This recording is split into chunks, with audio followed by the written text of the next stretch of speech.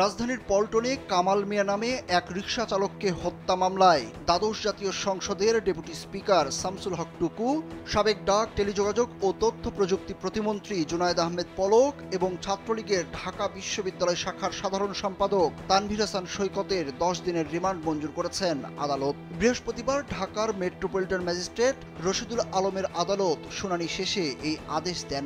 এর আগে মামলার তদন্ত কর্মকর্তা পল্টন থানার সাব ইন্সপেক্টর মোহাম্মদ ইউসুফ প্রত্যেকের 10 দিনের রিমান্ড চেয়ে আবেদন করেন। রাষ্ট্রপক্ষ 10 দিনের রিমান্ডই মঞ্জুরের প্রার্থনা করেন।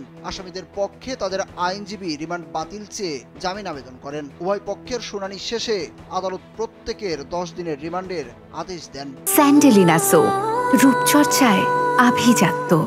পল্টন মডেল থানার আদালতের সাধারণ নিবন্ধন শাখার সাব ইন্সপেক্টর আলমগীর হোসেন রিমান্ডের তথ্য নিশ্চিত করেন। এর আগে বেলা ৩টার দিকে তাদের আদালতে হাজির করা হয়। সে সময় তাদের সিএমএম আদালতের হাজতখানায় রাখা হয়। শুনানিকালে তাদের এজলাসে দেখা গেছে